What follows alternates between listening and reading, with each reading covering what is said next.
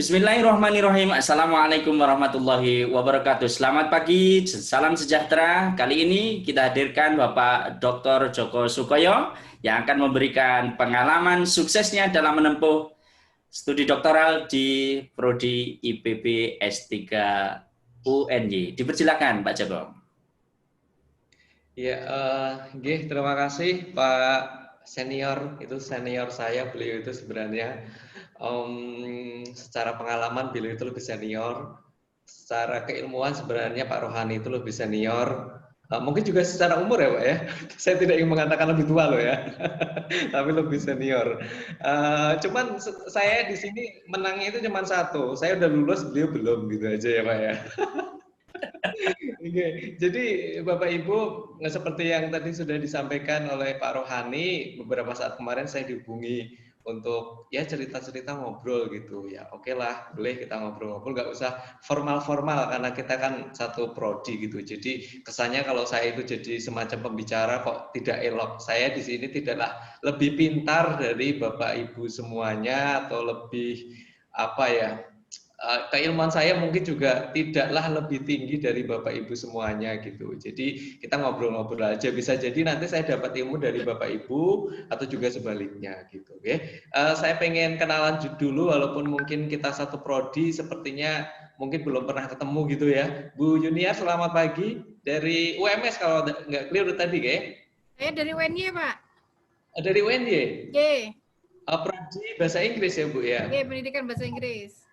Oke, salam kenal Bu Yuniar. Kemudian Bu Surya apa kabar? Wah, halo, baik Pak, salam kenal. Dari mana Bu, kalau boleh tahu Bu? Dari Undiksa Pak, Bali. Oh, dari Bali ya, oke, jauh-jauh dari Bali ya. Bali aman Bu ya? Aman, kalau di rumah aman Pak. Oke, alhamdulillah. Bu Ida, selamat pagi. Apa kabar dari Pak. Dari daerah mana kalau saya boleh tahu Bu? Iya, dari UST Bapak. UST, oke. UST saya juga punya teman Bu Dinar Bu, kenal. Dinarnya ada dua Bapak, Dinar Westri atau yang Dinar Martia? PGSD. Iya, saya di PGSD juga. Oh iya. Dinarnya ada dua itu di PGSD. Yang Dinar Martia? Iya. Oh iya. Oke. Satu angkatan kah Pak dulu? Satu angkatan dengan Bu Dinar itu. Oh iya. Oke. Bu Willy menyimakkah? Atau iya Pak, apa Pak? Menyimak ya Bu ya? Menyimak. Oke. Bu Willy kalau boleh tahu dari mana Bu? Saya dari Muhammadiyah Solo Pak. Oh UMS, oke. Salam untuk Pak Titis ya Bu ya? Pak Titis, dengan tepang kali Pak Titis. Iya itu satu angkatan itu Bu. Pak oh Titis. Iya, tapi Pak Titis kayaknya ada masalah ya Pak ya? Masalah apa Bu? Nggak tahu, kemarin ketemu katanya dia dengan Pak promotornya kurang apa gitu. Oh masalah itu ya. Oh kirain ada masalah keluarga. Enggak, masalah ini penyelesaiannya itu apa disertasinya itu katanya agak kurang apanya gitu, nggak begitu paham juga karena belum melakukan. Oke. Lama nggak ketemu juga. Bu Silvi menyimak atau enggak ini? Bu Silvi apa kabar? Selamat pagi. Selamat pagi, Assalamualaikum. Iya, waalaikumsalam. Dari mana Bu, kalau boleh tahu? Dari mana-mana Pak. Dari selesai S2 langsung lanjut ke S3 gitu, jadi belum ada home base-nya. Oh, masih fresh graduate ya, S1, S2 langsung S3 ya Bu ya? Gosrok Pak. Wah, luar biasa ya Bu ya. Salam kenal ya Bu ya. Bu Wiwi ini juga sepertinya tadi belum nih cerita nih. Di WA lagi ada tamu ya Bu ya? Oke lah Bu Wiwi mungkin lagi nyimak Pak, nyimak. Pak Joko, I'm on. Oke, siap Bu Wiwi. Terima kasih Bapak Ibu. Saya alhamdulillah sudah bisa bertemu dengan Bapak Ibu walaupun mungkin lewat Zoom. Semoga nanti kalau misalnya kita ke UNES, monggo Bapak Ibu bisa mampir ke UNES. Ada Pak Rohani, ada beberapa teman saya dari UNES, ada Pak Saiful juga. saya dan Pak Rohani. Ada 3 di IPB yang dari UNES. Semoga nanti Katuran mampir kalau misalnya ke UNES. Oke, Bapak Ibu, saya punya satu PPT, bisa saya share Pak, 1 lembar aja. Boleh, Pak. Ini saya cuman 1 biar saya nggak lupa, Bu. Ini aja deh. Enggak. Nah, ini karena ini saya hanya ingin sedikit cerita bahwa Ibu nanti mungkin banyak ngobrol-ngobrol saja. Ini hanya sekedar pengantar. Kadang-kadang nanti lebih banyak topik-topik atau permasalahan di lapangan ngaten nggih yang mungkin kita nanti obrolkan bersama-sama. Saya ingin bercerita tentang yang saya lakukan Bapak Ibu, yang saya lakukan selama saya kuliah S3 ini, terutama setelah teori selesai. Yang saya lakukan ya cuman ini sebenarnya. Untuk mempercepat sebenarnya saya itu 3 tahun 11 bulan ya. 3 tahun 11 bulan itu sebenarnya kalau dibandingkan dengan prodi lain itu masih sangat jauh. Prodi lain itu angkatan 2017, itu saya angkatan 2016, angkatan 2017 di IP, kemudian dievaluasi itu sudah banyak yang lulus dan mayoritas itu juga 75% itu cum laude. Dan mereka 3 tahun, 3 sampai 4 tahun mereka sudah bisa lulus. Termasuk kemarin itu yang mewakili itu kan salah satu dosen yang IPK-nya 4 dan itu saya pergi. berarti tidak sampai mungkin 3 tahunan lah, 3 tahunan udah selesai. Nah, ini saya termasuk yang enggak cepet-cepet banget sebenarnya, biasa-biasa. Cuman alhamdulillah saya yang cum laude dari IPB gitu. Oke. Jadi yang saya lakukan pertama itu untuk disertasi itu saya memilih topik yang kira-kira saya mampu saja. Jadi saya pilih topik yang kira-kira saya kuasai, saya mampu melaksanakannya, dan itu kira-kira saya bisa cepat selesai. Dan sebaiknya Bapak Ibu coba kita kaitkan dengan S1, S2 kita. Kalau misalnya kita ada kaitan dengan S1 dan S2 minimal seperti landasan-landasan teori, itu kan kita sudah punya gitu loh. Jadi nanti untuk mempertebal halaman landasan teori atau kajian pustaka itu kita tidak terlalu mengalami kesulitan kalau kita mencoba untuk mengaitkan antara S1 kita, skripsi kita, tesis kita dengan S3 kita. Jadi dilinearkan saja untuk mempermudah kita membuat disertasi kita. Otomatis kalau misalnya S1, S2 itu ada kaitan dengan disertasi kita, itu kita juga lebih menguasai materinya. Sehingga ketika mungkin kita nanti mempertahankan di depan promotor, itu juga nanti kita bisa punya alasan atau punya dasar untuk kita pertahankan. Dan kalau kita S3 itu kan berarti nanti kita harus kira-kira memilih topik yang kira-kira nanti kita akan menjadi dokter apa, menjadi profesor apa, itu kan harus kita pertimbangkan juga Bapak Ibu. Jadi nanti ketika kita S3 itu kan sangat berkorelasi dengan profesor kita. Ya, profesor kita di bidang apa. Jadi kalau misalnya nanti kita tidak memikirkan saat sekarang, nanti takutnya menjadi kita bimbang. Kita bimbang ketika kita ingin ke profesor bidang kita apa gitu. Jadi kalau saya lebih ke pengajaran Bapak Ibu. Jadi S1 saya itu kalau S1 saya linguistik, kemudian S2 saya mulai ke pengajaran, S3 saya juga mulai pengajaran, dan saya dosen di prodi pengajaran, mata kuliah saya juga banyak yang pengajaran, jadi saya fokuskan ke pengajaran. Biar apa? Biar linear semuanya. Artinya saya kaitkan dengan S1, S2 saya untuk mempermudah di teorinya, kemudian nanti mengajar saya juga tidak jauh dari disertasi saya, jadi saya sudah punya pengalaman-pengalaman empiris yang nanti saya bisa masukkan ke disertasi saya. Dan itu saya mencoba itu dan sangat membantu sekali ketika saya mengerjakan disertasi. Ya alhamdulillah sih nggak banyak halangan yang signifikan gitu, lancar-lancar aja. Secara metodologi karena saya juga menguasai bidang pengajaran, saya mengajar bidang pengajaran, jadi metodologinya pun saya R&D kebetulan, saya pengembangan model. Saya juga waktu itu pernah mengajar tentang strategi pembelajaran dan lain-lainnya, jadi tidak terlalu banyak kendala secara metodologi. Jangan sampai nanti seperti kasus teman saya ya, teman saya itu jadi beliau itu mental, jadi dia mengajukan dulu adalah kualitatif, kemudian dia diberikan oleh prodi itu promotor. Kemudian ketika diskusi dengan promotor, dia mentah. dia mentah dan dia itu seperti dia harus mengikuti promotornya.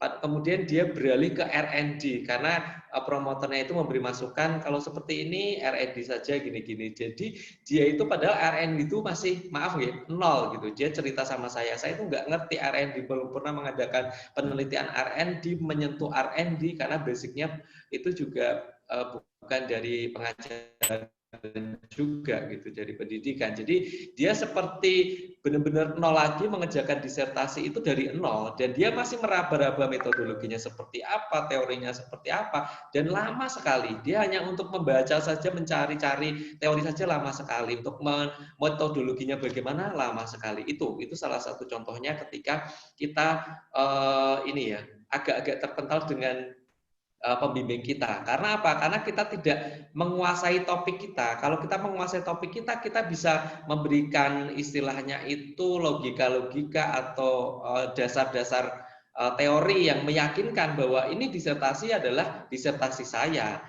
Dan saya memilih ini dengan alasan ini, teorinya seperti ini, saya kaitkan dengan nanti saya mengajar ini dan sebagainya. Saya kira promotor kita juga bisa memahaminya itu. Jadi kita tidak terpental ketika kita berbeda pendapat dengan promotor kita. Kebanyakan kan seperti itu ya.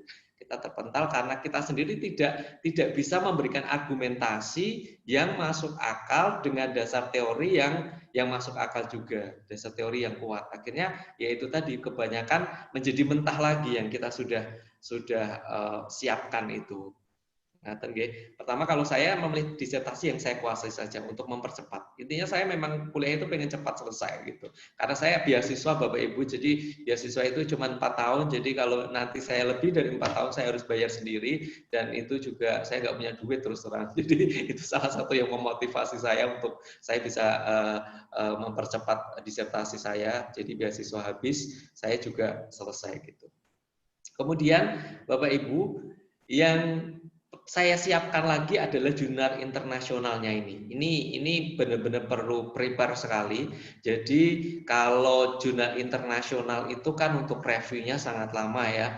Lama bisa berbulan-bulan, setengah tahun atau pada 1 tahun. Saya pernah mengalami itu nunggu saja untuk diterima atau tidaknya itu setengah tahun. Kemudian ditolak. Nah, saya masukkan ke tempat lain, nunggu juga, ditolak juga gitu. Jadi saya itu punya sebenarnya saya menyiapkan beberapa tulisan gitu. Tulisan saya itu yang pertama adalah memang bukan disertasi saya, artinya adalah mungkin yang penelitian saya biasa, ya penelitian kecil-kecilan gitu, saya coba masukkan di Scopus, ternyata mental. Jadi Scopus itu benar-benar memang sebuah penelitian yang ada kualitasnya, nggak bisa asal-asalan. Saya masukkan itu dulu saya penelitian biasa gitulah istilahnya, ya tidak terlalu mungkin beda dengan disertasi yang memang kita mantap, kita mendalam pembahasannya, itu berbeda sekali. Jadi ketika kita menyiapkan, mensubmit sebuah artikel untuk Scopus itu memang harus sebuah artikel yang mendalam gitu, yang bagus lah katakanlah, tidak bisa asal-asalan gitu. Jadi saya ditolak itu biasa. Jadi kalau kita nanti menyiapkan ini lama, kita tidak menyiapkan diri ini lebih dulu, menyiapkan jurnalnya masukin dulu, nanti kita bisa menjadi lama karena syarat untuk bisa ujian terbuka itu adalah sudah publish Scopus. Kalau nanti Bapak Ibu belum publish itu belum bisa ujian terbuka. Padahal kita dihitung istilahnya kita itu lulus dan enggak kan dari kapan ujian terbukanya. Kalau ujian tertutup masih bisa walaupun mungkin belum publish tidak masalah. Tapi kalau ujian terbuka itu harus publish dulu. Jadi kalau misalnya Bapak Ibu punya jurnal, punya artikel, monggo artikelnya diperbaiki biar nanti ke Scopusnya itu bisa diterima gitu ya, tidak ditolak gitu. Tapi kalau misalnya Bapak Ibu punya disertasi dan disertasinya itu mungkin juga sudah itunya walaupun mungkin belum jadi 100%, tapi itu kita sudah bisa ambil dulu untuk artikel, untuk kita masuk artikel dicoba saja. Ya, saya pun jurnal saya itu alhamdulillah saya diterima di Q1. Internet saya tidak stabil ya Pak Rohani ya, putus-putus ya. Suaranya Lancar, masih Pak, baik saya tertangkap, suaranya. masih terbaik dari tempat saya masih baik tertangkap Pak Joko. Dipersilakan untuk lanjut. Jadi untuk jurnal itu memang kita harus persiapkan. Saya itu, alhamdulillah saya bisa masuk ke Q1, tetapi ini adalah hasil disertasi saya. Hasil disertasi saya, tetapi di awal-awal itu saya sudah masukkan dulu gitu. Jadi saya sambil mengerjakan disertasi, saya buat artikelnya dulu sambil menambah halaman biar tebal gitu. Saya poin-poinnya sudah dapat ya, hasilnya sudah ada. Saya bikin artikel, kemudian saya submit. Alhamdulillah nggak lama bisa diterima gitu oleh salah satu. Saya di HSRR, Humanist and Social Science Review itu termasuk cepat. Jadi kalau kita ingin cepat ke Scopus itu, kita pilih jurnal yang memang dia merespon dengan cepat dan kita respon juga dengan cepat. Ada jurnal yang memang meresponnya lama, menunggunya lama. Walaupun kita cepat untuk merevisinya, tetapi ketika jurnalnya ini lama merespon, ya percuma saja. Tetapi kita bisa memilih jurnal yang memang dia merespon cepat. Saya termasuk, alhamdulillah ketemu jurnal yang diresponnya itu cepat. Misalnya saya mengsubmit sekarang itu, hitungan mungkin 1 minggu 2 minggu lah itu sudah bisa diberikan informasi, sudah diterima, dan saya akan berikan ke reviewer, misalnya seperti itu. Kan cepat, enak gitu loh. Ada yang saya itu juga sekarang mensubmit juga sebuah artikel, yang artikelnya itu mungkin udah berapa bulan ya. Saya lupa, mungkin 4 bulan, 5 bulan itu juga belum ada kabar. Istilahnya apa, sudah diberikan reviewer untuk direview atau apa, saja belum ada kabar, apalagi menunggu kabar nanti reject atau mungkin accepted gitu. Jadi kalau bisa siapkan beberapa artikel, kita masukkan ke A, B, C, jurnal-jurnal yang kira-kira kita bisa tembus ke situ. Dan di aturan UNY itu Scopusnya tidak harus Q1, Q2, Q3, Q4. Yang penting adalah sudah terindeks Scopus. Jadi belum Q itu asalkan dia kita cari jurnal tersebut itu di scopus.com masuk, itu sudah bisa. Nah, itu sangat membantu kita. Jadi untuk kita yang masih pemula-pemula gitu kan, pemula-pemula untuk menembus yang berki agak susah, kita bisa cari yang belum berki berarti itu kan jurnal-jurnal baru ya, baru terindeks Scopus gitu, belum masuk antara 1 sampai 4 belum masuk, tapi dia sudah terregister di scopus.com, kita cari ada, itu kita bisa jadi salah satu syaratnya. Tidak harus berki. Kalau di UNI alhamdulillah lebih gampang. Kalau mungkin di UNS itu beda. Dia minimal itu kalau nggak keliru Q3 kalau di UNS. Jadi kalau tempat kita yang penting sudah Scopus gitu, nggak harus berki. Belum berki juga nggak masalah. Itu yang mungkin bisa jadi salah satu cara kita untuk bisa segera ujian itu dengan Scopusnya itu bisa publish, ya kita bisa masuk ke situ. Ke yang belum pergi nggak masalah, karena itu boleh secara ini. Saya sudah pernah menanyakan itu ke bagian jurnal, nggak apa-apa. Karena di situ nanti ketika kita submit jurnal, melaporkan jurnal itu ada Q1, Q2, Q3, Q4, dan Q0. Q0 itu artinya bahwasanya belum berki tetapi sudah masuk scopus.com. Itu nggak masalah, itu bisa untuk syarat kita ujian. Kemudian Bapak Ibu, saya mencoba untuk manajemen waktu sebaik mungkin gitu. Saya usahakan 3 hari sekali, pokoknya saya tuh nulis gitu. Entah dapat 1 lembar atau saya hanya dapat beberapa kalimat, saya hanya edit istilahnya bahasanya disertasi saya coba lakukan. Pokoknya saya coba untuk setiap saat saya sentuh disertasi saya gitu. Setiap saat saya buka laptop untuk ya saya tambah-tambah lah. Karena untuk membuat sebuah disertasi yang tebalnya beratus-ratus itu, walaupun mungkin banyak lampirannya, kan membutuhkan dari kita menulis 1 lembar, 2 lembar gitu. Misalnya 1 hari kita dapat 2 lembar, hari berikutnya 2 lembar, kan nanti akhirnya tebal sendiri. Jadi saya tidak bisa berpola seperti mungkin ada teman saya yang polanya itu sekali mengerjakan, dia mungkin nggak rutin, tetapi sekali mengerjakan dia dapat berlembar-lembar, 20 lembar sekali mengerjakan, mungkin ada tipe seperti itu. Tapi kalau kebetulan saya itu tipenya nggak bisa seperti itu, nggak kuat ya. Saya nggak terlalu pintar orangnya, jadi saya nyicil-nyicil gitu. Saya cicil ya sedikit-dikit gitu. Tapi istilahnya saya rutinkan. Saya orangnya itu mencoba untuk mengerjakan rutin, walaupun mungkin hanya beberapa jam atau beberapa saat gitu, dapat dikit nggak apa-apa, tapi besok saya luangkan waktu gitu. Kalau tipe, saya nggak tahu tipe teman-teman mungkin yang sekali mengerjakan itu bisa dapat 20 lembar, tapi setelah itu jangkanya lama, itu berminggu-minggu nggak mengerjakan, kemudian mengerjakan lagi dapat itu, ya monggo. Itu kan tipe. Kalau saya hanya menceritakan yang saya lakukan, ya saya lakukan itu. Monggo tipe Bapak Ibu yang seperti apa? Saya kira punya tipe-tipe yang berbeda-beda. Tapi kalau mengerjakan disertasi itu menurut saya kan butuh ketelatenan Bapak Ibu, telaten kita kerjakan sedikit-sedikit gitu, karena nanti kalau kita asal-asalan juga pasti nanti akan ditolak oleh pembimbing kita kan.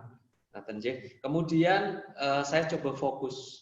Jadi prioritas saya itu ada disertasi. Ketika saya sudah mengerjakan disertasi, prioritas saya disertasi. Ya, istilahnya nanti pekerjaan job-job yang lainnya yang samben-samben cari-cari receh, maaf ya, cari-cari apa gitu, coba saya kesampingkan dulu. Saya fokus pengen disertasi saya segera selesai gitu. Karena ini membuat disertasi itu memang bukan pekerjaan yang gampang, yang mudah, butuh proses yang panjang, butuh ketekunan, ketelatenan gitu. Jadi memang harus benar-benar fokus. Kalau nggak fokus itu segala sesuatu, kalau misalnya nggak fokus itu nanti hasilnya nggak bisa maksimal. Kita misalnya nih, apalagi Bapak Ibu yang mungkin izin belajar, tidak tugas belajar ya, sambil ngajar, kemudian sambil bimbing, skripsi atau yang lain, itu menurut saya itu nanti kita tidak bisa menjadi fokus. Dan beberapa pengalaman coba saja dilihat apakah yang lulus itu yang tugas belajar atau izin belajar.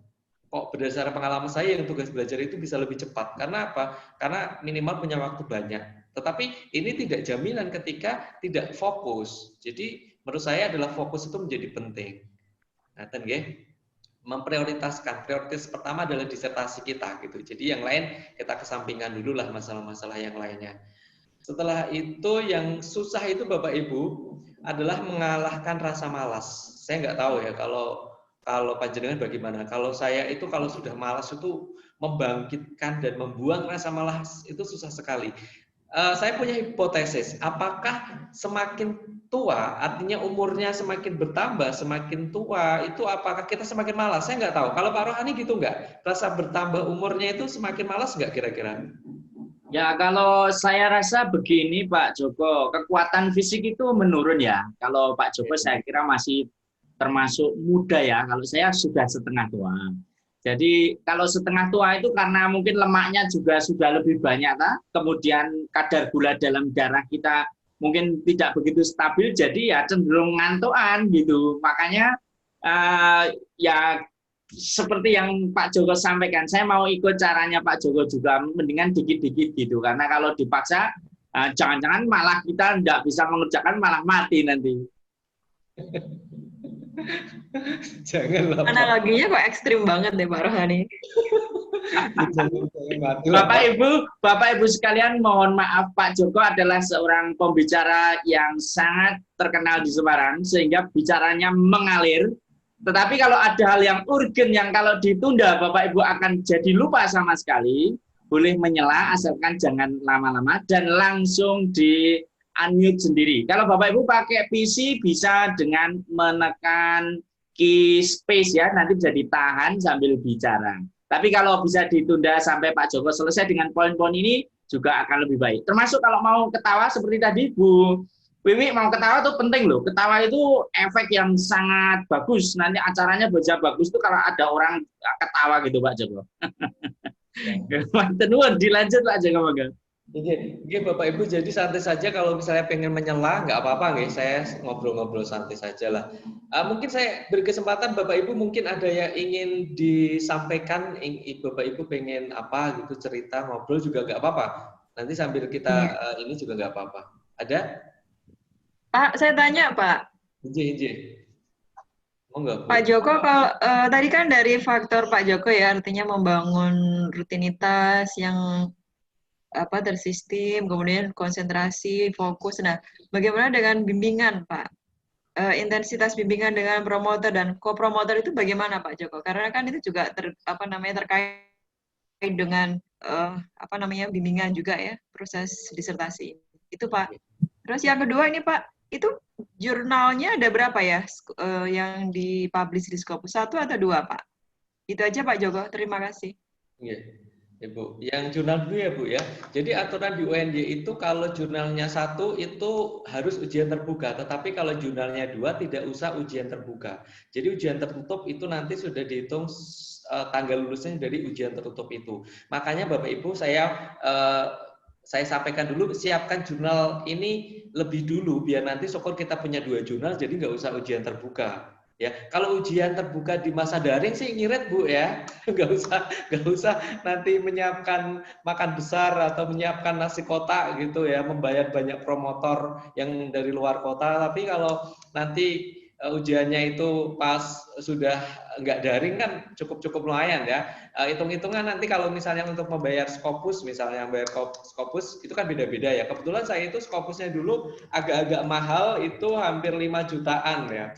Hampir 5 jutaan gitu. Kalau saya bayangkan nanti 2 jurnal itu ya 10 juta. Tapi kan saya pikir-pikir juga karena saya daring ya, jadi saya yang 1 jurnalnya itu saya tidak kejar. Ya udahlah, saya stop 1, udah dapat 1, saya langsung ujian gitu. Jadi karena saya udah tahu bahwa saya daring, karena kan ketika ujian tertutup kelayakan itu saya udah mulai daring. Jadi saya tahu saya masih punya 1 jurnal yang memang belum di apa ya istilahnya itu belum step gitu ya. Mas saya cari-cari ataupun masukin gitu. Tapi karena saya tahu di daring, jadi ya sudah 1 jurnal aja lah. 1 jurnal udah 5 juta. Nanti kalau 2 10 juta. Mendingan 1 saja. Tapi saya ujian terbuka. Jadi waktu itu promotor saya itu tambah 1 Mas biar tidak ujian terbuka. Atau saya memang langsung menyampaikan 1 saja, Prof gitu. Saya pilih ujian terbuka saja karena daring. Jadi lebih ngirit gitu ya. Tapi Bapak Ibu monggo itu hanya masalah teknis ya. Yang jelas kalau 1 itu masih ujian terbuka, kalau 2 itu sudah tidak terbuka, cukup tertutup. Nanti dihitung lulus dari situ. Kalau bimbingan, nama jurnalnya apa tadi Pak? HSSR Bu, HSSR. Itu termasuk kalau menurut saya agak-agak mudah untuk ukuran Q1 Bu. Ya, nanti silakan dicari di situ, itu masukin ke situ. Tapi kepanjangannya tadi apa Pak Joko, kepanjangannya? Humanities Social Science Reviews. Reviews ya. Ya. Pak, kemarin ada revisi nggak Pak dari jurnal ini Pak? Iya. Maksudnya kalau untuk revisi itu bagian apa Pak Joko? Saya revisinya sampai 2 kali Bu. Jadi saya itu pertama revisi apa ya dulu itu ya, tentang agak-agak substansi sih tentang materi. Kemudian yang kedua itu substansi yang lebih ke bahasa atau kayak selingkung gitu-gitu enggak. Iya. Tapi saya sempat 2 kali review di situ gitu. Oke, tentang bimbingan ya Bu Wiwi ya, tadi Bu Wiwi tentang bimbingan. Kebetulan pembimbing saya itu adalah dosen saya S1 di UNY. Saya S1-nya di UNY dan kebetulan saya udah kenal gitu. Jadi salah satu promotor saya itu Prof Warno itu, mungkin Bu Junior juga kenal, itu juga pembimbing skripsi saya. Jadi kebetulan saya dapat pembimbing promotor yang memang saya udah kenal, dan kalau kita udah kenal itu ya gimana ya, lebih santai gitu loh Bu. Jadi bimbingan saya itu cukup WA dulu, akan bimbingan kapan, tanggal berapa gitu, kemudian promotor membelah silahkan hari ini gitu, ya udah ketemu gitu. Jadi beliau juga sangat menghormati, walaupun mungkin saya mahasiswanya, tapi sangat menghormati saya sebagai mahasiswa gitu. Jadi alhamdulillah saya mendapatkan promotor yang maaf tidak rewel dalam tanda kutip, yang enak juga gitu. Jadi termasuk juga ini standar promotor saya awalnya itu juga tinggi sekali Bapak Ibu. Saya dapat promotor Prof Endang. Bu Endang itu promotor yang sebenarnya awalnya standarnya tinggi sekali.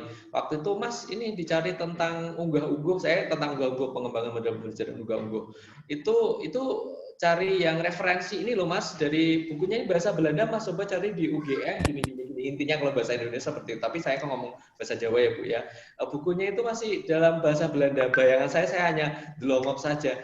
Kalau bahasa Belanda nanti saya kesulitan nyarinya juga di mana. Itu kan buku-buku Babon kuno ya Bu ya. Itu kan buku-buku kuno ya. Kalau Jawa itu kan saya kebetulan pernah di bahasa Jawa. Jadi buku Babon itu biasanya buku-buku kuno yang langka, yang itu susah dicari, bahasanya juga mungkin bahasa zaman penjajah, banyak zaman Belanda, bahasanya banyak yang bahasa Belanda, saya merasa itu nggak mampu. Tapi dalam hati saya hanya iya Bu, injih Bu, inggih Prof. Dan saya hanya mengiyakan saja. Tapi saya nggak cari karena saya nggak merasa mampu. Kalau misalnya saya lakukan itu akan lama sekali gitu. Jadi saya nggak tulis itu benar. Nggak tulis, kemudian saya revisi yang saya bisa saja, saya kembalikan ke beliau dan beliau juga ACC gitu. Artinya kadang-kadang yang beliau sampaikan, yang promotor-promotor sampaikan itu kadang-kadang udah lupa kok, bener. Sudah lupa ya. Itu kasus saya loh. Kan nggak tahu ya kalau Bapak Ibu kan tergantung pembimbing juga. Kalau kasus saya kayaknya yang beliau sampaikan kemarin itu udah lupa karena nggak ditanyakan dan itu beliau nggak mempermasalahkan itu gitu loh. Nggak mempermasalahkan itu. Makanya saya kaitkan dengan poin saya yang nomor 6 ini, mengenali dan mendekati promotor. Pepatah Jawa itu di pangku itu mati Bapak Ibu. Jadi kalau di pangku itu kita baik-baikin, kemudian syukur misalnya Pak Rohani nanti dari Semarang bawa lumpia gitu. Saya kira kalau mereka hidup dalam tradisi Jawa ya Bapak Ibu, kalau di pangku itu pasti mati. Pasti mereka merasa nggak enak sendiri. Tapi kalau pembimbing yang mungkin bukan dari culture Jawa mungkin nggak tahu ya, tapi kalau dalam culture Jawa apalagi senior ukuran profesor-profesor kan udah zaman dulu ya, saya kira sama saja. Kalau di pangku itu mati, kita baik-baikin, kita kasih apalah, sekedar oleh-oleh. Kalau bimbingan itu pasti mereka nggak enak sendiri. Orang Jawa itu nggak enakan. Jadi kalau misal udah nggak enak itu, yowis mas, gitu loh. Cara menaklukkannya sih kayak gitu-gitu aja sih. Baik-baikin aja, nanti kan nggak enak sendiri. Kebetulan saya kan orang Jawa, promotor saya juga Jawa, culture Jawa, kita ngajar di Jawa. Jadi ya kita tahu lah, oh titik kelemahannya orang Jawa gini lah. Di api-api wae gitu loh Bu, ya Bapak. Jadi di pangku mati gitu kalau pepatah Jawa mengatakan. Tapi kalau pribadi beda ya, saya nggak tahu ya. Nanti mungkin ada yang saklek banget. Ini ngapain? Ini suguhan ya, bawa oleh-oleh itu mungkin juga ada ya, tergantung dari tipe dosen. Nanti Bapak Ibu yang lebih paham karakter dosen masing-masing. Tapi kalau hanya sekedar oleh-oleh sih, makanan atau apa kan juga suguhan. Saya kira nggak masalah lah itu ya. Atau mungkin kalau oleh-olehnya kok terlalu sedikit gitu jadi tidak senang ya, harusnya lebih besar itu lah. Itu masih ada ya promotor yang kemaruk itu ada Pak ya. Masalah. Udah banyak loh Pak, masa udah kasih oleh-oleh masih minta yang banyak ya. Kemudian ini kita harus sering memotivasi diri kita sendiri karena semangat kita itu ya naik turun. Kita jaga semangat kita biar tetap naik terus. Itu bagaimana ya, kita memotivasi diri kita sendiri. Memotivasi itu juga salah satunya coba kita lihat prodi lain. Jadi kan kita kadang-kadang punya teman dari prodi lain ya, kita tanya-tanya gitu. Dan ternyata kemarin ketika saya kan punya daftar ketika wisuda itu kita dapat daftar wisudawan ya, S2 dan S3. Itu saya lihat S3 IP itu yang di wisuda itu banyak banget ya, berapa ya saya lupa 12 atau berapa, itu hampir 8-nya itu cum laude dan itu ada yang 3 tahunan gitu, nggak nyampe 4 tahun udah lulus. Angkatan 2017 itu udah lulus banyak di IP. Jadi kalau saya bandingkan tempat kita IPB itu waktu wisuda kemarin Agustus itu hanya 4 orang. 4 orang itu 1 yang cum laude. Alhamdulillah saya cum laude. Kalau saya lihat kok yang cum laude itu banyak, yang IP banyak, yang dari evaluasi itu juga banyak. Jadi IP sama evaluasi itu nggak tahu apakah memang gampang lulusnya, karena 3 tahun lulus itu banyak. Angkatan 2017 sudah lulus juga banyak. Apakah prodi mereka memang gampang atau sudah dibuatkan sistem sehingga mereka bisa lulus sebelum 4 tahun? Atau memang apa gitu loh, saya nggak tahu. Cuman dengar-dengar saja itu di IP itu sudah diprogramkan mereka bisa disertasinya itu di awal atau bagaimana gitu, jadi mereka bisa lebih cepat. Kalau di IPB itu pengalaman saya dulu itu ikut mata kuliah apa ya, penulisan disertasi atau apa itu ya, itu kita mentah di situ. Jadi kita sudah punya ide, sudah punya proposal, ketika di situ kita mentah. Terus nanti kita diberi pembimbing, kemudian pembimbing mungkin mementahkan lagi. Jadi kan lama, mentah-mentah terus seperti itu kan menjadi lama. Saya nggak tahu sistemnya, apakah di bawah Pak Pratomo nanti akan bisa lebih, tidak ada tumpang tindih seperti itu. Jadi mungkin di awal udah dikasih promotor, kemudian nanti udah diskusi dengan promotornya, baru nanti seminarnya itu malah sudah fix, sudah di ACC topiknya. oleh promotor, kemudian seminarnya itu benar-benar udah lancar, nggak banyak masalah atau bagaimana, saya kurang tahu ya. Jadi pengalaman kemarin itu prodi lain itu banyak yang di atas kita. Jadi kita lihat prodi lain untuk memotivasi diri kita sendiri. Prodi lain itu berlomba-lomba untuk lulus dengan sangat cepat. Sedangkan kita itu termasuk lama. Lulusan IPB itu termasuk lama dan yang lulus baru sedikit. Kalau kita dari tahun berdiri sampai sekarang itu yang lulus berapa sih? Belum begitu banyak. Sedangkan prodi lain itu lebih cepat. Nah, itu mungkin dari sistem di prodinya atau mungkin dari motivasi kita sendiri juga perlu kita tingkatkan. Kata nggih? Yang lain, yang terakhir ya jelas berdoa kepada Allah sesuai dengan agama kita masing-masing. Ya, itu saja Pak. Mungkin kita ngobrol-ngobrol saja, santai saja. Itu mungkin saya sebagai pengantar, nanti monggo Bapak Ibu mungkin ngobrol-ngobrolnya kita pertajam di ngobrol-ngobrol. Ngaten nggih? Ngaten Pak Rohani, ngoten nuwun. Terima kasih Pak Joko. Mohon berkenan bisa ditutup share screen-nya sehingga kita bisa menatap lebih dalam. Silakan. Baik. Sebelum kita ke tanya jawab lagi nih Pak Joko, kemarin ada kuis pendek yang dijawab secara kebatinan gitu ya. Nah ini kalau tidak saya floorkan hari ini, nanti masih ada yang tanya lagi Pak ini ya. Penting ini. Pak Joko itu single, menikah belum punya anak, menikah punya anak 1, menikah punya anak 2, atau menikah punya anak 3. Monggo Pak, itu kunci jawabannya ditunggu. Kira-kira Bapak Ibu kalau dilihat dari wajah saya, gimana Bapak Ibu? Tinggal. Gimana Bu? Tinggal udah punya anak 1. Tinggal udah punya 1. Alhamdulillah ini Bu, kalau masih alhamdulillah ya. Jadi nanti saya ke kampus itu masih payu gitu ya. Anak saya udah 2 Bu. Alhamdulillah anak saya udah 2 Bu. Alhamdulillah. Single. Yang nomor 1 usia berapa Pak Joko? Yang nomor 1 itu gini Pak, jadi nomor 1 anak saya itu udah meninggal, yang nomor 1 meninggal 2 tahun. Kalau sekarang mungkin ya sekitar 5 tahunan ya, 5 tahunan. Mungkin kalau masih ada di sekitar 5 tahunan. Anak yang saya kedua umurnya 1 tahun, hampir 2 tahun kurang sebulan apa 2 bulan. Besok Oktober 2 tahun.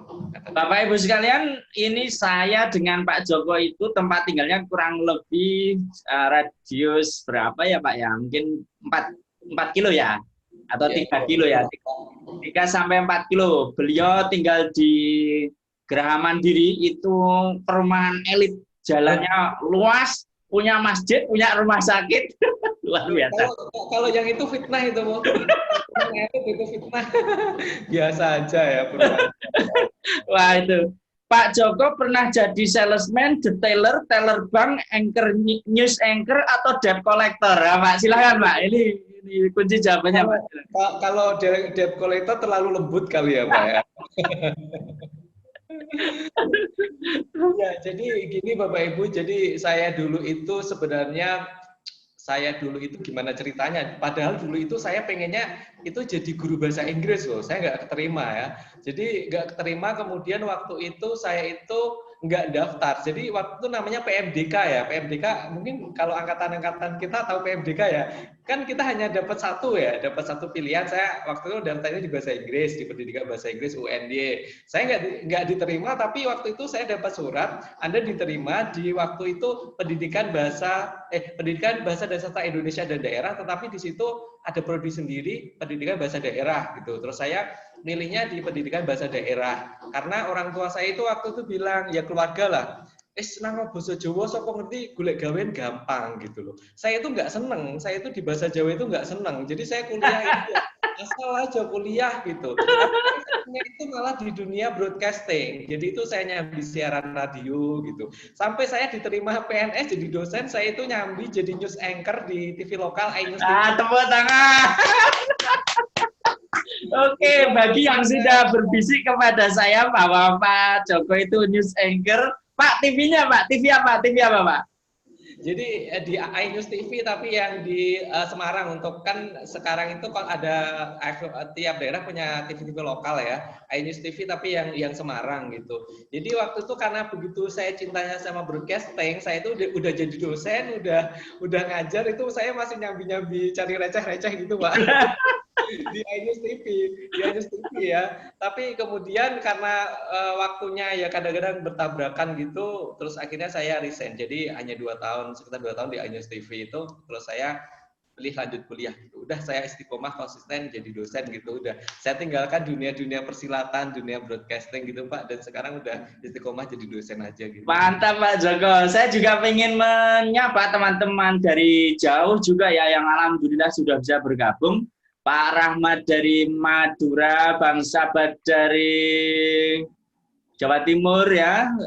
Kemudian ada lagi yang lainnya, Bang Rajab dari Makassar juga sudah bergabung. Bapak Ibu sekalian, open mic silahkan.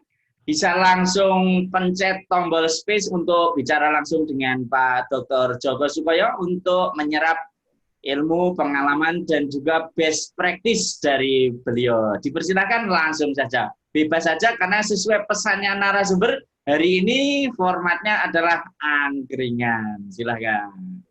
Oke, mau tanya Pak. Oke, Bu Yuniar. Saya itu bagian yang menurut saya mungkin agak paling sulit dilakukan kan dari daftar yang Bapak tunjukkan tadi adalah sambil menyusun disertasi juga sambil menulis Scopus begitu untuk Scopus gitu ya.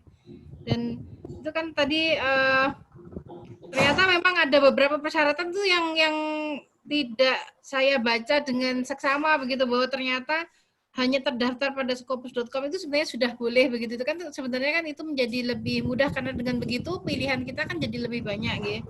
Nah, tapi yang saya agak keder gitu adalah bahwa yang namanya jurnal yang bagus itu kan memang menginginkan dari hasil penelitian yang baik begitu ya.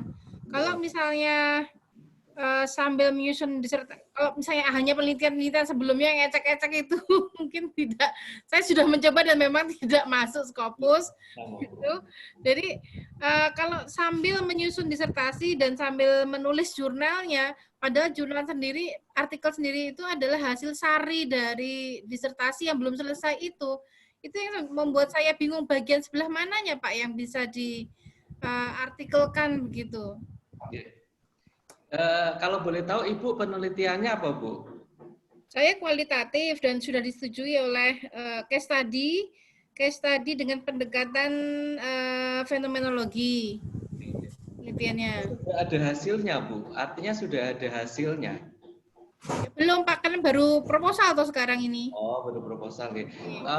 Kalau saya gini Bu, kebetulan saya kan R&D. R&D itu kan bisa kualitatif, bisa kuantitatif. Jadi satu disertasi itu kan nanti kita bisa pecah jadi 2 misalnya, atau lebih juga bisa. Kalau R&D itu kan pertama kualitatifnya itu kita susun prototipenya dulu kan udah bisa, prototipe modelnya nanti gini gitu. Sebelum uji coba kan artinya bahwa kita sudah, sebelum diuji cobakan kita sudah punya prototipe yang nanti kita bisa masukkan ke jurnal, dan itu kan walaupun prototipe itu kan sudah melalui penelitian yang mendalam gitu. Jadi kan bisa saja yang prototipe ini. Kalau misalnya kasusnya yang R&D ya Bu ya, saya nggak tahu kalau misalnya kasusnya yang penelitian panjenengan seperti apa. Saya contohkan saja kalau R&D. R&D kan saya model, saya sudah prototipe model sudah, validasi udah, revisi sudah selesai. Jadi sebuah prototipe yang siap untuk uji coba. Nah, saya tidak perlu menunggu uji coba untuk saya masukkan ke jurnal. Ini dulu nggak apa-apa. Nanti kan kita tinggal kasih alasan gitu. Kenapa kita hanya prototipe dan sebagainya, kan kita bisa kasih alasan juga di artikel kita itu untuk kita submit ke sana gitu. Itu jadi kalau bayangan saya memang kan saya punya 5 pertanyaan dalam disertasi saya yang saya ajukan tuh Pak. Nah dari 5 pertanyaan ini sebenarnya memang itu sebenarnya bisa menjadi 5 buah artikel begitu. Tapi kan saat ini kan saya belum meneliti sama sekali karena belum sampai ke lapangan kan. Berarti harus menunggu toh. Masih harus menunggu. Ibu semester berapa Bu? Semester 3 baru Pak. Oh, baru semester 3. Ya, semester 3 saya juga belum apa-apa, Bu. Jadi santai saja.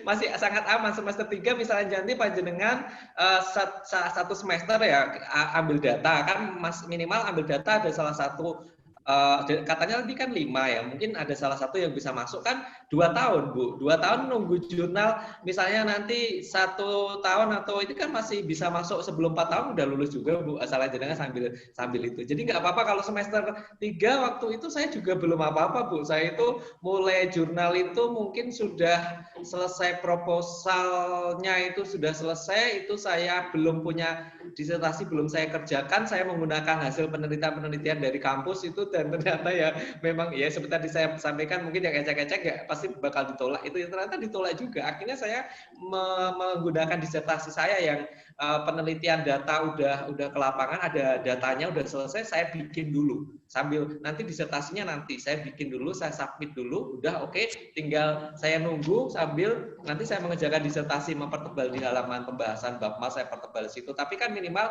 sudah submit dulu, hasilnya kan sudah ada dulu, angka-angkanya misalnya atau apa gitu udah ada, saya sambil nunggu. Kalau semester 3 sih masih aman, Bu, insya Allah santai, masih aman gitu.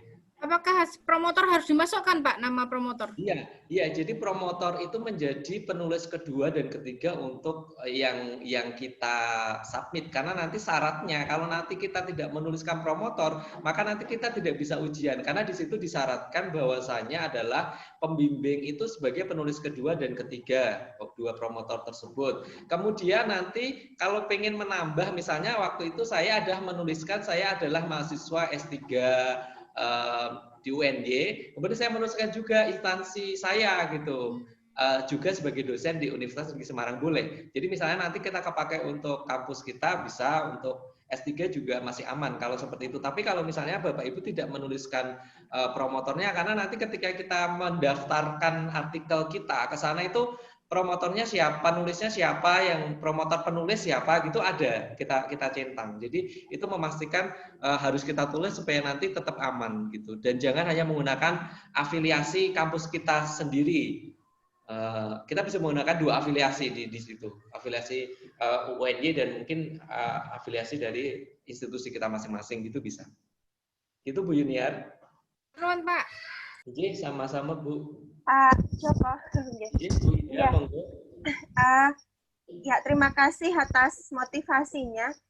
Ini terkait dengan artikel itu kan ada semacam kemarin edaran itu kalau salah satunya kan bagian dari disertasi yang untuk syarat supaya tidak ujian tertutup ujian terbuka.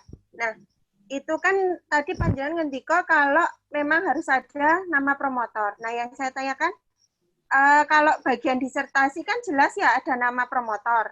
Tapi kalau ada artikel yang kita kumpulkan itu berdasarkan tugas mata kuliah sebelumnya, itu kan kadang kan tidak ada nama promotor di situ. Nah, itu apakah bisa untuk dijadikan syarat untuk kelulusan ini? Gitu. Setahu saya saat kelulusan itu adalah hasil dari mata kuliah atau hasil dari disertasi. Kalau hasil dari disertasi jelas ya ada promotor. Kalau hasil dari kuliah ya sudah kita kait-kaitkan aja, kita tulis aja promotor. Walaupun mungkin tidak mengajar mata kuliah itu kita ikutkan aja nggak apa-apa, Bu, nggak masalah. Toh juga nanti pengajar mata kuliah juga tidak akan keberatan masalah itu aman kok, Bu, nggak masalah, ikutkan aja. Pokoknya promotor itu walaupun mungkin bukan tugas kuliah, penelitian panjenengan sendiri nggak masalah, nanti masukkan aja. Kalau ditanya ini kaitan dengan mata kuliah apa, ini loh ada mata kuliahnya, kita kait-kaitan aja, promotor kita tarik gitu aja, nggak masalah. Kadang-kadang kan misal yang kasus saya yang penelitian yang ditolak itu sebenarnya penelitian saya pribadi, nggak ada promotornya, tapi nanti kan minimal saya kalau ditanya-tanya itu ini kaitan dengan mata kuliah ini gitu aja, udah selesai, udah beres, nggak ada pertanyaan-pertanyaan seperti itu. Nanti ketika kita submit ke mana UNY, artikel kita itu kan nggak ada apakah ini mata kuliah ini, nggak ada. Pokoknya judulnya apa, penulisnya siapa, promotornya siapa, gitu-gitu udah hanya gitu kok. Teknisnya nanti gitu, nggak ada kaitan. Ditanya mata kuliah apa ini kaitannya apa gitu, nggak ada. Maksud saya berarti 2 artikel yang untuk jadi syarat untuk ujian tidak terbuka itu harus ada promotornya, Pak, 2 artikel itu. Iya, harus semuanya itu Oh, mencantumkan nama promotor sebagai penulis kedua dan ketiga. Itu syarat dari UNY. Karena nggak salah satu ya. enggak Karena semuanya. waktu itu kan saya memang memasukkan, tapi kan belum dapat promotor memang waktu itu. Jadi tidak bisa dipakai, guys. Sekarang itu ini Bu, bisa ditambah nggak? Kalau bisa ditambah, ditambah aja nggak apa-apa, biar lebih aman. Karena nanti kan syaratnya itu adalah penulis kedua, ketiga itu promotor kita masalahnya. Gitu. Jadi tambahkan aja kalau masih bisa direvisi dan belum ini tambahkan aja. Alasan lupa atau ya monggo terserah gitu. Tapi itu wajib harus ada nama Kalau promotor. oh iya ya. Ngatan, nggih. Pak Joko, Terima kasih. seandainya penulis kedua, ketiganya promotor satu, promotor dua, terus nambah dosen lagi satu, gitu boleh nggak ya? Kalau itu saya belum tahu, Pak. Oh ya, Cuman logikanya nggak bisa. Karena apa? Ini kan disertasi kan. oh ya, oh Disertasi ya. itu hanya promotor dan kita, nggak ada dosen lain Tapi gitu. kalau yang ala UNY ini kan artikel kita ke Scopus itu tidak wajib tentang disertasi kita ya, kalau nggak keliru. Ada dua, berkaitan dengan disertasi atau berkaitan dengan mata kuliah. Oh Jadi ya, berkaitan dengan mata kuliah. Berkaitan nggak dengan boleh. kuliah, berarti Tidak kan bisa. dosen mata kuliah atau bukan promotor gitu loh. Iya, Yang berkaitan dengan mata kuliah. iya. Tetapi nanti ketika kita nanti akan ditanya, misalnya mata kuliah ya Bu ya, berkaitan dengan mata kuliah, kebetulan promotor kita bukan mata kuliah yang mengampu itu. Tetapi untuk syarat itu nanti nama promotornya kan harus ada. Jadi mau nggak mau ya memang masuk aja gitu. Yang dosen mata kuliahnya ya mohon maaf agak dikesampingkan, terpaksa seperti itu.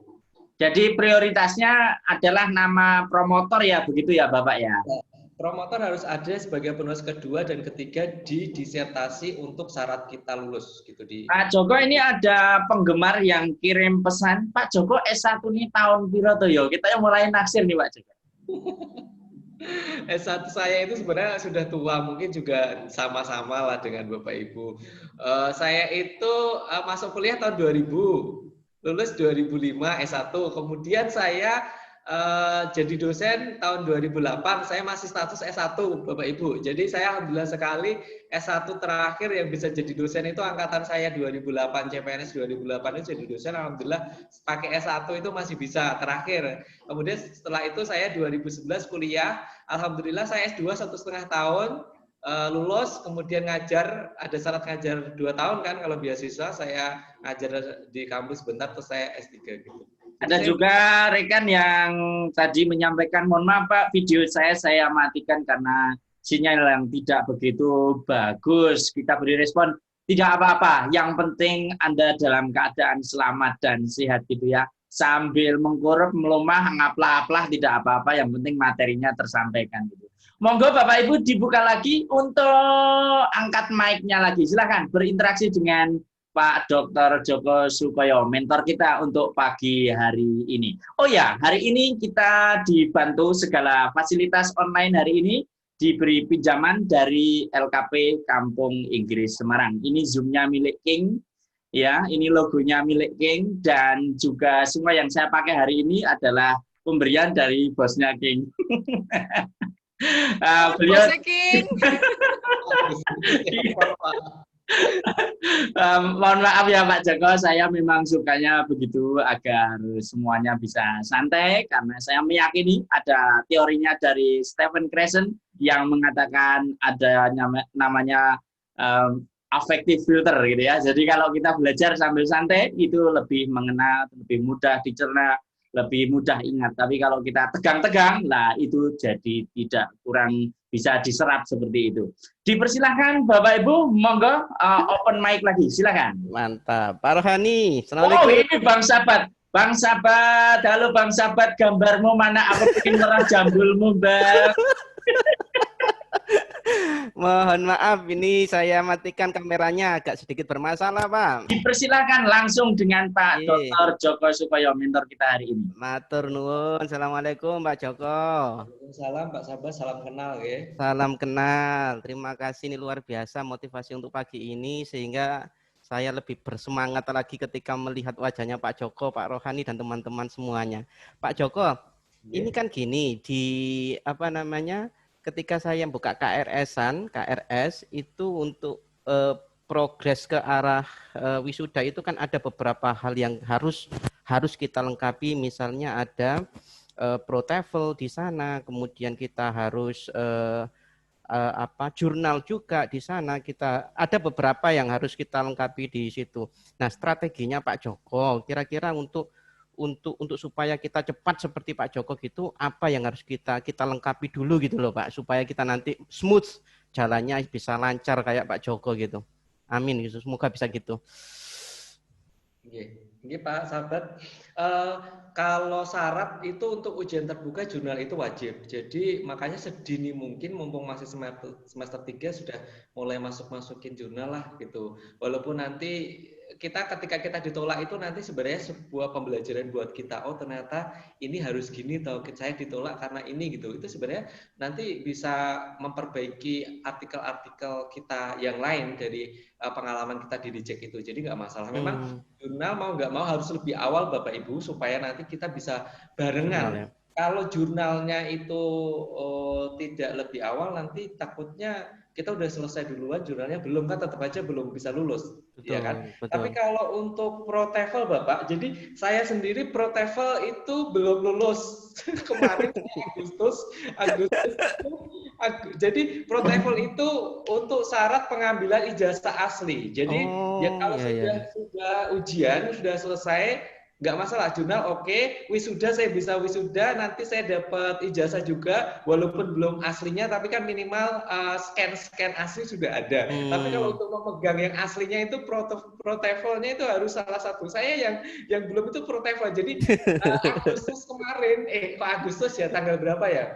Pokoknya beberapa hari kemarin itu saya ikut gitu, dan ternyata belum memenuhi syarat, kurang beberapa poin, jadi saya belum bisa memegang ijazah. Wah, ini terlanjur saya promokan loh Pak Joko. Terlanjur saya promokan bahasa Inggrisnya Pak Joko tuh di atas rata-rata ya. Wah, udah lah ya, kewirangan aku yang gini. Bisa saja Pak Rohani.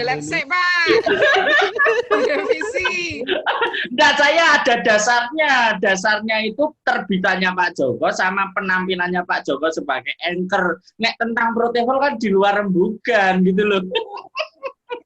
Ya Bapak Ibu, jadi untuk yang non bahasa Inggris, pengalaman saya itu ternyata itu Pro TOEFL-nya itu ya kalau bahasa lancar-lancar saja ya, tapi kalau non bahasa Inggris ternyata cukup susah dan tidak sekali biasanya belum bisa lolos gitu ya. Ya nggak apa-apa, itu tidak masalah, yang penting kan kita udah lulus. Kalau masalah biasa kita bisa scan, kemudian kita kasihkan ke universitas kita, surat kelulusan udah ada ya, ini Pak saya sudah bisa diaktifkan lagi. Kalau masalah TOEFL ya santai-santai aja, yang penting udah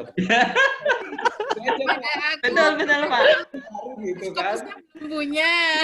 Kamu udah punya Scopus. Di mana? Lah Pak sahabat ki cetha wis lulus to Pro TOEFL ora belum. Dikedepi aja wis lulus. Ini luar biasa Pak Joko ini. Bahasa Inggris nggih Pak nggih. Nggih. Bahasa Inggris. Nggih Pak Joko. Kalau dari bahasa Inggris itu nanti.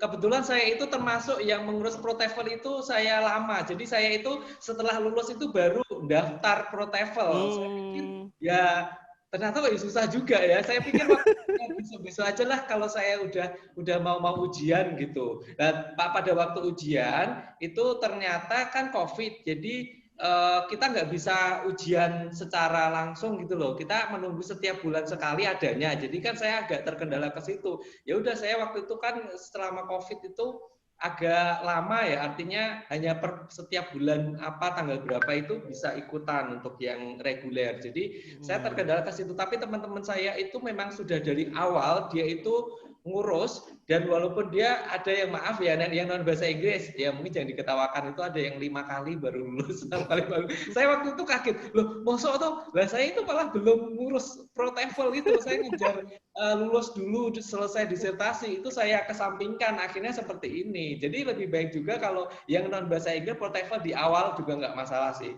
nanti sudah aman. Tapi itu tidak untuk ujian terbuka sih, saya nggak pakai itu, nggak masalah sih. Nggak tahu ya kalau anyway Pak Joko, Pro TOEFL itu kan yang kita angkatan 2019 itu ambil di waktu mau masuk itu ya Bu Yuniar, betul kah Bu? Ya itu kalau misalnya sudah lulus, jadinya ya udah nggak perlu lagi setahu saya loh ya. Tapi kan ada beberapa teman yang belum lulus loh. Oh iya ya, kalau sudah lulus sudah gitu ya. Nah, Oh iya, iya, iya. Terima kasih. Di awal, kalau di tempat saya Skor di lulusnya awal berapa ya?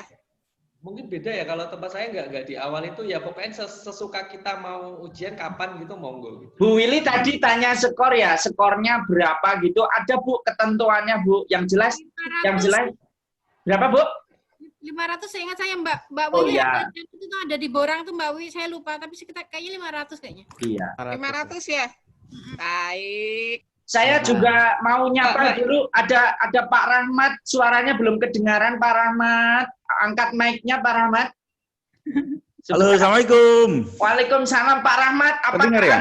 Anda baik-baik saja? Kemarin Anda ngirim saya foto yang bikin saya deg-degan. Kok ada polisi datang ke rumah itu ada apa? Apa yang jenengan lakukan? Ya, alhamdulillah Pak Rohani. Alhamdulillah tetap mengikuti, menyimak dulu, mendengarkan dulu. Jadi langsung kauruh. Kemarin itu ada dari itu Pak Babin Kamtipmas itu ya, akan kami mengadakan kegiatan malam minggu ini mengundang kurang lebih 900 orang. Ini suasana masih pandemi ya, polisi tidak kami mintai izin, tetapi kami beritahu bahwa kami mengadakan kegiatan ini. Jadi beliau juga takut itu, Pak, protokol COVID-nya bagaimana? Itu kami laksanakan, pakai masker, hand sanitizer, dan seterusnya itu. Itu kemarin Pak Rohani.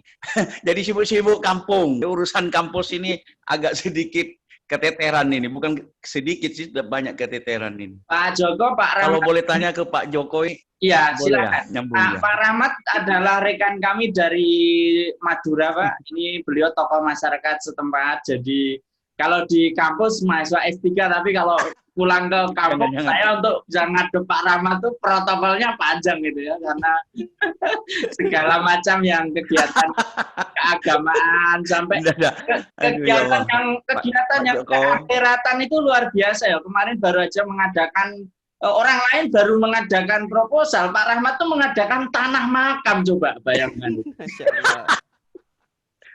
Urusan macam-macam sudah, Pak. Monggo Pak Rahmat, seandainya fokus ada ini katanya tadi Pak Joko harus fokus, ini malah nggak fokus ini. Silakan kalau ada pertanyaan untuk Pak Joko, Dr. Joko Sukoyo tentang skripsinya. Monggo, skripsi apa disertasi. Sampai Assalamualaikum Pak Joko. Salam Pak Rahmat, salam kenal ya dari Semarang. Saya termasuk paling Pak, paling senior. Tapi bukan senior senang istri orang, bukan. Di antara teman-teman saya yang berumur, Pak. Jadi begini Pak Joko, saya sudah boleh dikatakan terlambat dari usia, Pak. Usia saya sudah 5, mau masuk 52 ini. Saingan sama anak kuliahnya ini. Jadi betul-betul butuh motivasi. Kalau tidak ya udah habis ini Pak. Kebetulan saya ambil ini Pak Joko, bahasa Madura Pak. Saya ambil kualitatif, tetapi ujung-ujungnya juga ke kuantitatif Pak. Judulnya begini Pak, saya ambil angkat nilai budaya dalam peribahasa Madura. Kemudian saya kaitkan lagi dengan pengajaran. Ini masih dalam posisi ketidaktegasan antara fokus kualitatif atau kuantitatif, atau dua-duanya harus tercapai. Kalau dengar dari penjelasan Pak Joko tadi, sepertinya Pak Joko sudah fokus ke pengajaran, R&D-nya sudah dengan model-model itu. Yang saya pikirkan ini Pak, berkaitan dengan topik saya ini, maunya saya kualitatif, tetapi kok sepertinya UNY ini tidak begitu rela kalau kualitatif murni Pak. Sehingga dikaitkan juga dengan pengajaran. Begitu masuk pengajaran, hanya tempelan, saya menjadi ragu lagi. Masa hanya tempelan saya berupa rekomendasi-rekomendasi, kalau tidak berbentuk prototipe, apa model, dan seterusnya. Mohon petunjuk Pak Joko sebaiknya bagaimana ini. Saya mau meneliti, mau mengangkat persoalan nilai-nilai budaya yang ada di masyarakat Madura, ya saya dokumentasikan, untuk dilanjutkan nanti sebagai bahan ajar. menurut Pak Joko bagaimana kira-kira ini? Mohon maaf Pak, ini Pak Joko saya anggap sudah pakarnya bahasa daerah ini. Mohon maaf Pak Joko ya, mungkin ada petunjuk Pak. Makasih Pak. Terima kasih Pak Rahmat. Beliau lebih senior secara keilmuan, pasti beliau lebih mendalam daripada saya. Cuman gini Pak, jadi ada teman saya itu kan memang waktu itu karena jurusan kita adalah pendidikan ya, ilmu pendidikan bahasa, memang waktu itu zaman saya kan masih Pak Sukirin itu ya ada pendidikannya Pak, misalnya sastra ya ada pendidikannya apa gitu, diimplementasikan atau dikait-kaitkan. Waktu itu memang zaman saya seperti itu gitu. Tetapi kenyataannya semuanya tergantung pada promotornya masing-masing. Ada teman saya waktu itu dia itu tentang sastra ya, tentang sastra, tentang ekokritik gitu. Itu kan sastra murni ya, lebih sastra murni. Waktu itu dia karena ada ketika mata kuliah penulisan disertasi itu harus ada kaitan dengan pengajaran, beliau itu mencoba mengaitkan dengan pengajarannya itu ya. Tetapi ketika beliau itu dengan promotornya itu Prof Suminto sama saya lupa ya satunya siapa itu, jelas Prof Minto itu nggak apa-apa tuh Pak, jadi nggak Anwar Pak, pengajaran. Pak Anwar ya, tidak dikaitkan pengajaran. Setahu saya kok menjadi tidak masalah waktu itu karena promotor oke gitu. Tapi nggak tahu kasusnya Pak Rahmat apakah promotornya tetap harus dikaitkan dengan pengajaran. Tapi kalau misalnya tetap harus kekeh harus ada kaitan dengan pengajaran ya dikait-kaitkan aja nggak apa-apa Pak. Itu kan fokusnya kan tetap ke bidang budaya tadi ya. Iya. Tapi kaitkan nanti nggak apa-apa, rekomendasi mungkin juga nggak apa-apa kalau promotor setuju, dan ketika kita ujian dan pengujinya menerima sih nggak masalah Pak. Jadi sebenarnya ketika kita ujian itu masih sangat mungkin sekali disertasinya kita itu diaduk-aduk sama promotor sampai ujian terbuka itu masih revisi, masih sangat mungkin Pak. Jadi nggak masalah. Pokoknya promotor misalnya harus ada pengajaran, ya udah sebisanya kaitkan aja jalan gitu. ACC saya hanya mengaitkan sedikit Pak, memberikan rekomendasi kaitan dengan ini ke pengajaran ya. Promotor oke, setuju, ujian nggak masalah. Nanti kan tergantung pengujinya juga. Penguji setuju hanya sedikit pengajarannya dikait-kaitkan aja, dicoba kadang-kadang memaksakan biar ada pengajarannya.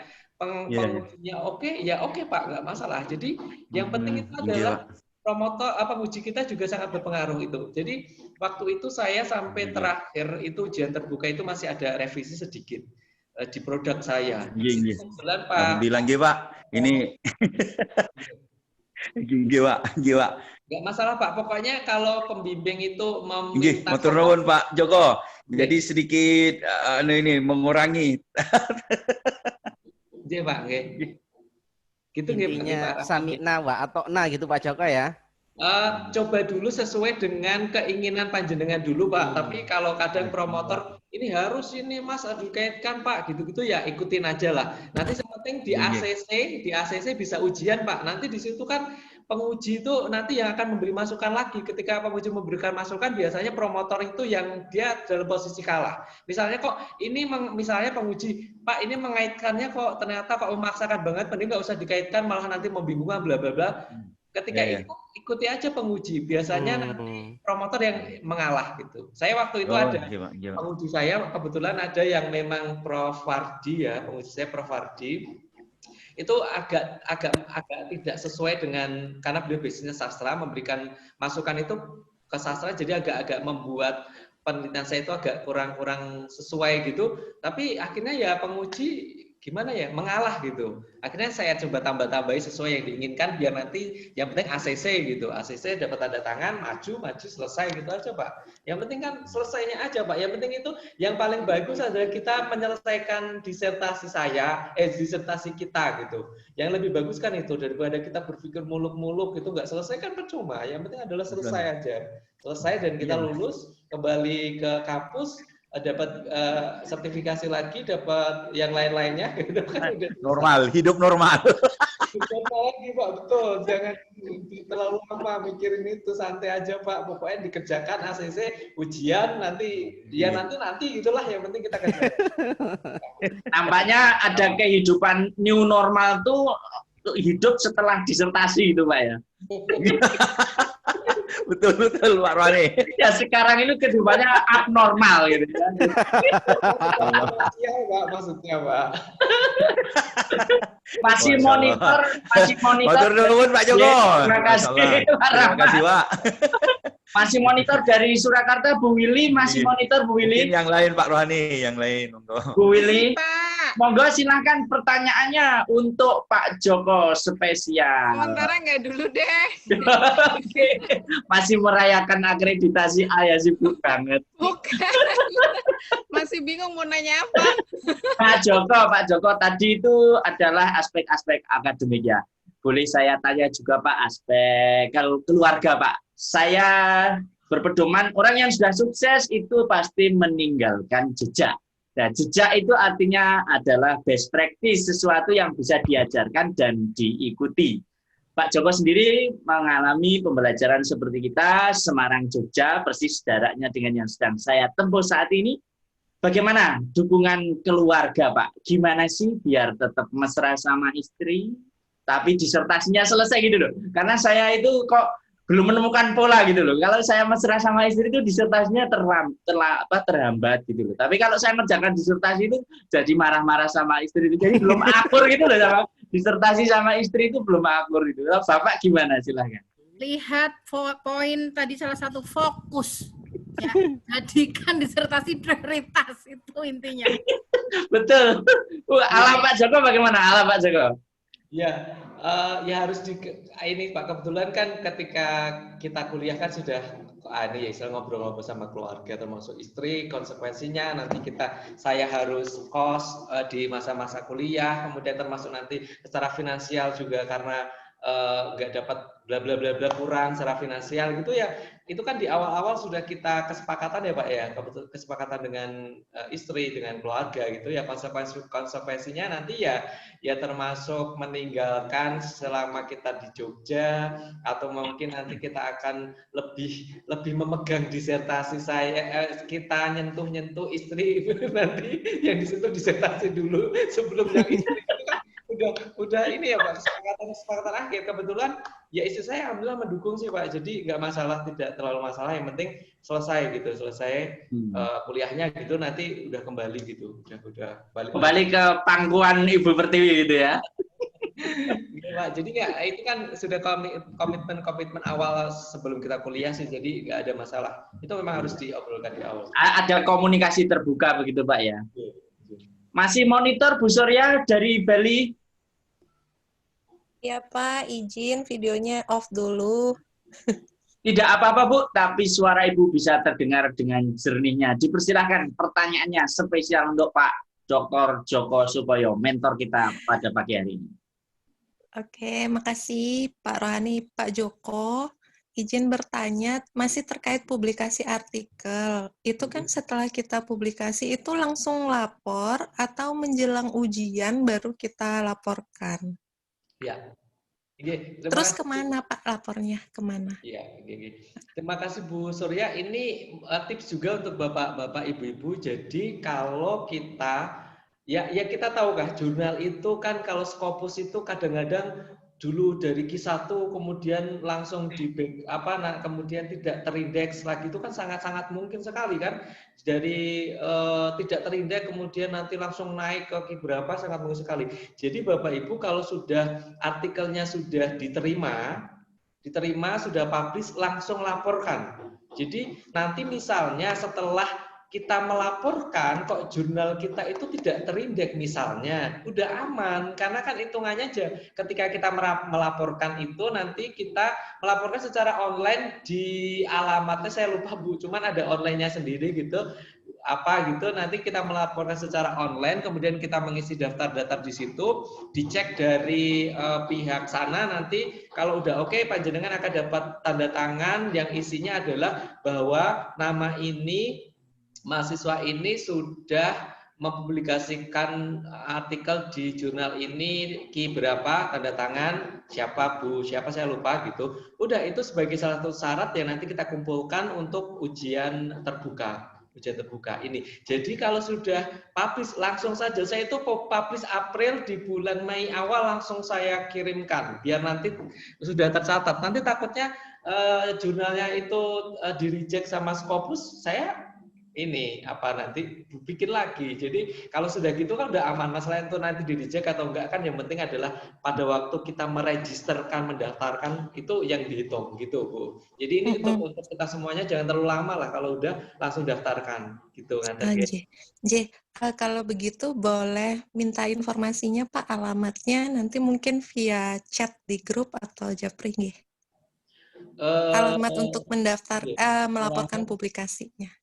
Iya Bu, nanti saya agak lupa kemarin itu apa ya namanya. Nanti saya coba cari-cari Bu ya, alamatnya nanti ada ini online. Terima kasih Pak. Iya sama-sama Bu Surya. Terima kasih Bu Surya, masih monitor Dek Silvi, halo. Mbak Silvi, monitor Mbak Silvi. Hadir Pak. Iya, oke. Ada pertanyaan untuk Pak Joko? Boten Pak, saya penyimak mawon. Baik, terima kasih. Terima kasih atas informasinya Pak Joko. Bapak Ibu sekalian, waktu yang tersisa kurang 4 menit lagi sebelum kita tutup, mohon berkenan memberikan feedback tentang apa yang kita lakukan hari ini. Boleh dari Bu Yuniar, boleh dari Bu Wiwi, atau yang lain, dipersilahkan. Bagaimana sih kita hari ini sudah berkumpul dengan materi ini, apik orane piye, terus-terusane piye, dan seterusnya. Monggo dipersilakan. Ayo Mbak Wiwi, monggo Mbak Wiwi.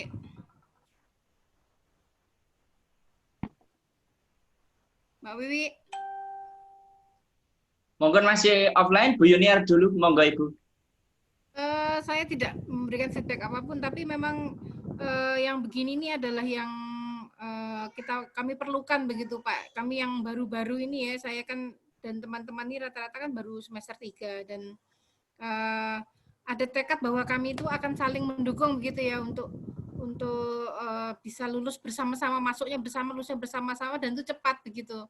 Dan saya kira belajar dari kakak kelas yang sudah lulus itu penting sekali supaya kita tahu apa yang dilakukan, supaya kita ini punya strategi begitu loh, karena ternyata untuk menulis disertasi itu kan butuh komitmen yang sangat tinggi. Nah, kita tuh perlu tahu, sukses story itu memang perlu. Jadi kita tahu strateginya Pak Joko seperti apa, kemudian strateginya siapa nanti yang sudah lulus juga itu seperti apa. Jadi kita bisa membandingkan dan kita bisa membuat sendiri begitu Pak. Bisa membuat strategi kami sendiri.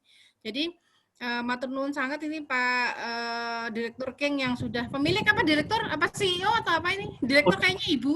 Oh, saya di atasnya itu, saya penasihat spiritual. Yang direktur Ibu. Ibu itu punya kuasa keduniaan, kalau kuasa saya kuasa berdoa. Oke, yang sudah mensponsori, matur nuwun Pak Joko yang sudah berbagi kepada kami yang adik-adik kelas yang barusan berjuang nih Pak, karena semester 3 kan baru sampai tahap seminar proposal ya sebetulnya Pak ya, mata kuliah seminar proposal disertasi. Jadi apa yang Pak Joko tuliskan tadi, daftar tadi itu beberapa kan bisa disesuaikan dengan pola belajarnya masing-masing begitu. Jadi ini penting banget dan saya kira nanti bisa Mas Rohani kita bisa sering-sering lah gitu ya melakukan ini, bisa mengundang yang lain juga dan melakukan pertemuan virtual semacam ini untuk belajar dari kakak-kakak kelas yang sudah berhasil begitu melewati segala rintangan karena memang berat toh. Ya itu, dan ini juga penting seperti yang disampaikan Mbak Wiwi tadi bahwa ini tuh inisiatif dari mahasiswa dan ini bisa menjadi semacam kegiatan begitu, dokumen kegiatan mahasiswa yaitu berwebinar dalam rangka membangun semangat, memotivasi untuk menulis disertasi itu bisa bagus dalam bentuk dokumen untuk sebuah akreditasi begitu. Ya Ibu, Bu Yuniar, terima kasih dan benar saya ikut ya Bu, walaupun saya bukan panitia akreditasi, ini kegiatan mahasiswa spontanitas tapi bermakna. Ini loh pakai jaket alma mater UNY ya, ini jaket mahasiswa. Pak Joko yang kami hormati, mohon berkenan diberikan closing remarks, Bapak silahkan. Oke Pak, saya juga mengucapkan terima kasih sudah diundang di acara ini. bisa silaturahmi dengan adik-adik tingkat yang bersemangat. Saya yakin yang ada di sini, di grup ini, dan yang mengikuti acara ini adalah orang-orang yang serius untuk lulus. Gitu. Saya yakin kalau nggak serius, nggak Amin ya Allah, amin. mengikuti kegiatan-kegiatan seperti ini. Itu salah satu tanda bahwa Bapak Ibu semuanya punya niat untuk bisa lulus cepat. Gitu. Sukses untuk Bapak Ibu semuanya. Proses kita jalankan sebaik mungkin. Berdoa juga perlu, kemudian jaga kesehatan juga perlu. Intinya adalah kita semangat untuk lulus cepat gitu aja. Pak Joko yang saya hormati, lemah-lemah teles Gusti Allah sing bales, kami tidak bisa mengaturi panjenengan apapun untuk kebaikan dan ilmu Bapak untuk kami semua. Biarlah kami yang dapat manfaat hari ini tentang Pak Joko, kami serahkan kebaikannya kepada Allah, biar langsung diurus oleh BCA, Bank Sentral Akhirat. Nah, ini tabungan amal Bapak. Matur nuwun sekali Pak Joko, sukses semuanya, dan mohon nanti terus tetap dibimbing Pak Joko, walaupun Bapak setelah ini tentu akan sibuk dengan jabatan-jabatan di kampus, kami mohon dengan sangat untuk tidak meninggalkan WA grup IPB ya Pak, sehingga bisa tetap ada sembur-semburnya. Kemudian kalau saya ngontak ya tidak riko karena Bapak masih bisa kami jangkau seperti itu. Teman-teman sekalian, WA grup temporer kita akan hidup sampai semua hal yang terkait dengan acara pagi hari ini tertuntaskan. Saya Rohani mengucapkan terima kasih kepada Bapak Dr. Joko Sukoyo, Ibu Yuniar, Bu Surya, Bu Ida, Pak Sabat, Pak Rahmat, Pak Abdul Rajab. Mohon maaf tidak bisa saya kontak karena mikrofonnya tidak aktif, tapi moga-moga tetap bisa menyimak. Bu Willy, Mbak Silvi, dan Bu Wiwi, serta semuanya yang nanti akan mengikuti melalui siaran tunda. Mohon maaf lahir dan batin. Semoga kita semuanya diberikan keridhaan oleh Allah Ta'ala untuk bisa lulus bersama-sama. Alhamdulillahirabbil alamin. Subhanakallahumma wa bihamdika asyhadu alla ilaha anta astaghfiruka wa atubu ilaik. Wassalamualaikum warahmatullahi wabarakatuh. Waalaikumsalam Terima warahmatullahi wabarakatuh. kasih Pak Joko dan Pak Rohani. Pak Rohani tetap loh promosinya jos. Makasih buat King juga ya. Matur nuwun, matur nuwun, matur nuwun. Saya tutup ruangan ini Bapak Ibu karena akan dipakai oleh siswa-siswa kami sebentar lagi. Iya, Terima siap. kasih. Makasih. Terima kasih Pak Rani. Terima kasih.